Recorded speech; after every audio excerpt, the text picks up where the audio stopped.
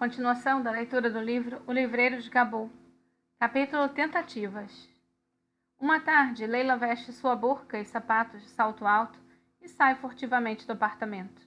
Passa pela porta da entrada quebrada, pelas roupas do varal e chega ao quintal. Ela chama um menino vizinho que a segue à distância.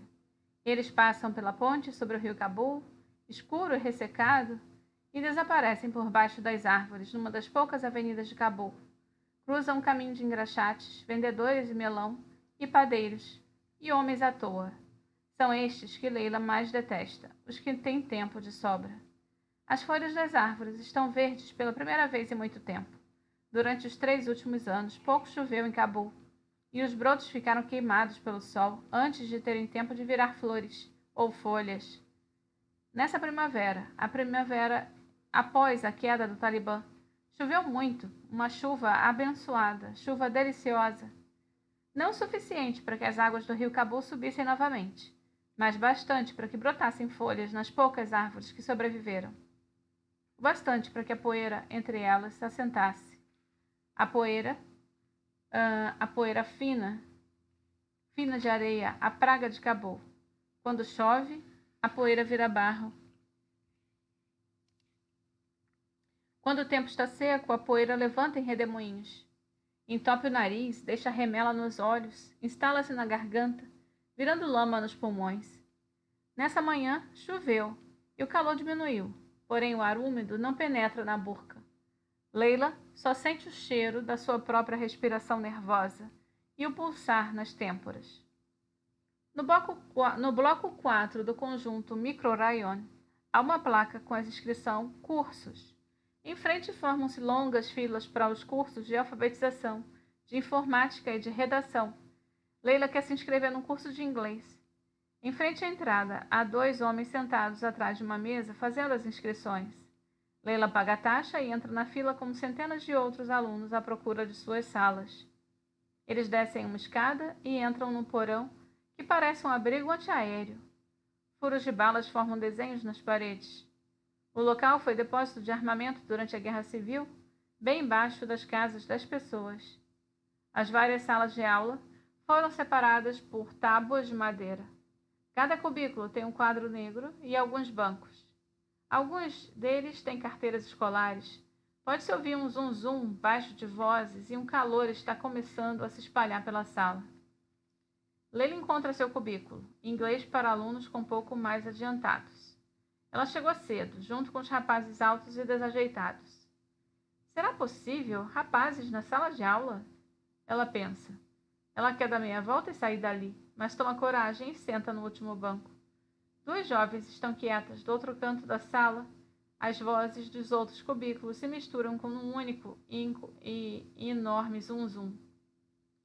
Às vezes pode-se distinguir a voz penetrante de um professor. Demora um pouco para o professor chegar. Os rapazes começam a rabiscar no quadro negro. Pussy. Eles escrevem Dick, fuck. Leila olha para as palavras sem interesse. Ela trouxe um dicionário inglês-persa e procura as palavras por baixo da mesa. Mas os rapazes não perceberam. E também para que eles não percebessem. Mas não as encontra no dicionário. Ela sente um grande desconforto. Sozinha, ou quase sozinha, com um monte de rapazes de sua idade, alguns até mais velhos, ela não devia ter vindo. Está arrependida. E se algum dos rapazes lhe dirigisse a palavra? Que vergonha! E ela até tirou a burca. Não dá para sentar de burca numa sala de aula, ela pensa. E agora já tinha se exposto. O professor chega e os rapazes apagam rapidamente as palavras do quadro. A aula vai ser um sofrimento. Todos têm que se apresentar, dizer a idade e contar alguma coisa em inglês. O professor, um jovem magro, aponta para ela e pede que fale. Ela sente que sua alma está virando do avesso perante o professor e os rapazes. Ela se sente suja, envergonhada por ter se mostrado. Sente que está destruindo sua honra. Onde estava com a cabeça quando decidiu frequentar aquele curso? Ela nunca podia imaginar que haveria rapazes e moças na mesma sala de aula. Nunca.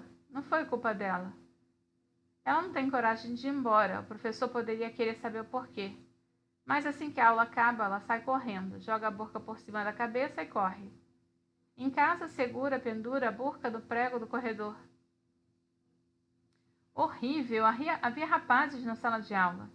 Os outros a olham boquiabertos. Isso não é bom, diz a mãe. Não deve mais voltar lá. Leila nem sonha em voltar. Mesmo que o Talibã tenha sumido, a sua influência ainda está presente na cabeça de Leila. E nas cabeças de Bibigul, do Sharifa e Sônia, as mulheres de Microrayon estavam felizes por ter acabado o tempo do Talibã. Elas podiam ouvir música, dançar, pintar as unhas do pé, desde que ninguém as visse, e ainda podiam ficar em segurança embaixo da burca. Leila nasceu durante a Guerra Civil, sob o regime dos mulais e do Talibã. Era filha do medo, chorava por dentro. A tentativa de romper as amarras, de fazer algo por si própria, tinha dado errado. Durante 5 anos, as mulheres estiveram proibidas de aprender qualquer coisa. Agora que era permitido, quem a impedia era ela mesma. Se Sultan tivesse permitido que frequentasse o colégio, não haveria problema. Lá havia salas de aula só para moças. Ela se sentou no chão da cozinha para picar as cebolas e batatas. Sônia estava lá, comendo ovo frito e amamentando Latifa. Leila não queria falar com ela. Menina ignorante, não havia aprendido o alfabeto. E nem tentava. Sultan tinha chamado um professor particular para ela aprender a ler e escrever. Mas ela não conseguia gravar nada. Cada aula era como a primeira. Depois de ter aprendido 5 letras em alguns meses, desistiu e pediu para Sultan que a desobrigasse dos estudos. Mansur zombou dela já no início do curso particular de alfabetização. Quando um homem tem tudo e não sabe mais o que fazer, ele tenta ensinar sua mula a falar. Ele dissera em voz alta, às gargalhadas. Até Leila, que normalmente desgostava de tudo que Mansur dizia, teve que rir da piada. Leila tentava se pôr acima de Sônia, da melhor forma que podia, e a corrigia quando dizia alguma bobagem ou não conseguia fazer alguma coisa.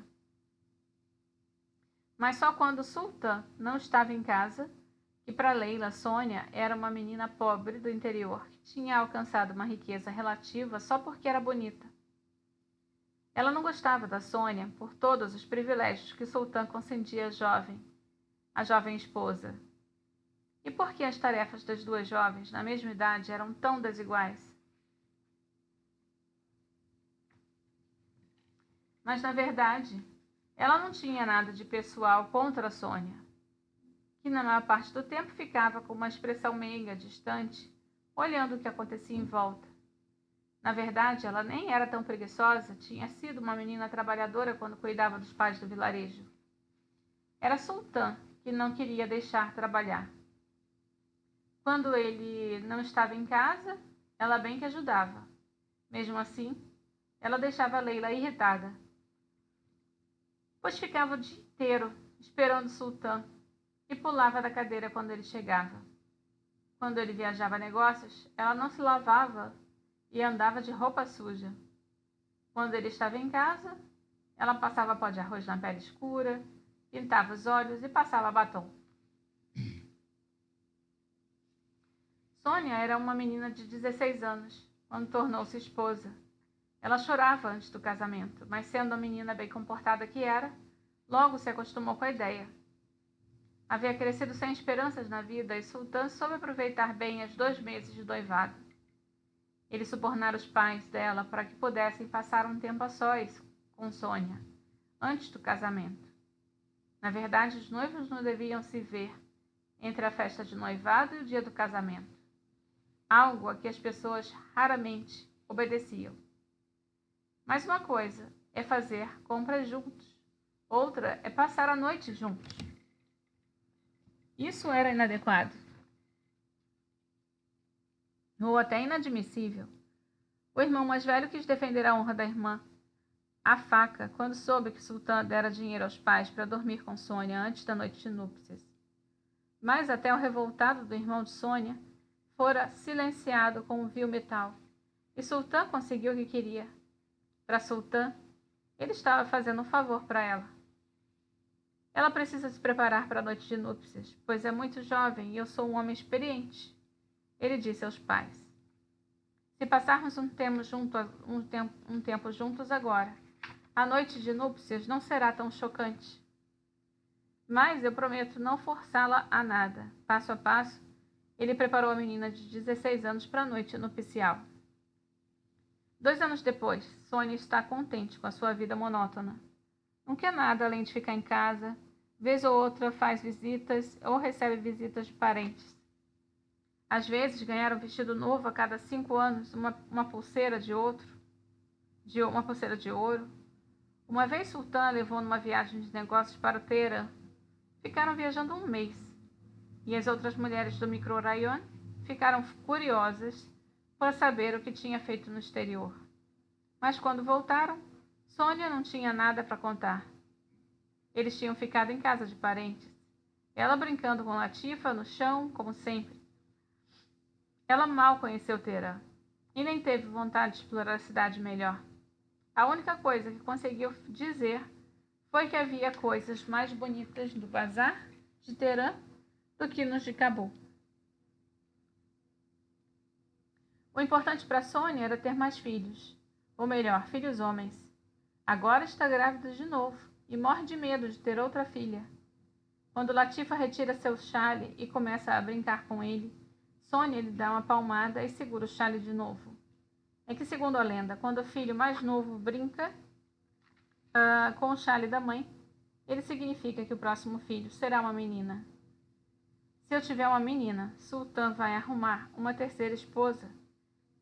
Ela disse depois de 2 cunhadas ficarem um tempo em silêncio no chão da cozinha. É o que ele disse? Leila pergunta surpresa. Ele disse ontem, ele disse isso só para te assustar. Sônia não a ouve. Eu não posso ter uma filha. Ela murmura enquanto a filha de 1 ano dorme embalada com a voz monótona da mãe. Menina burra, Leila pensa. Ela não está com vontade de falar. Ela precisa sair. Ela sabe que não vai aguentar ficar em casa o dia todo com Sônia, Sharifa, Búlbula e a mãe. Vou enlouquecer.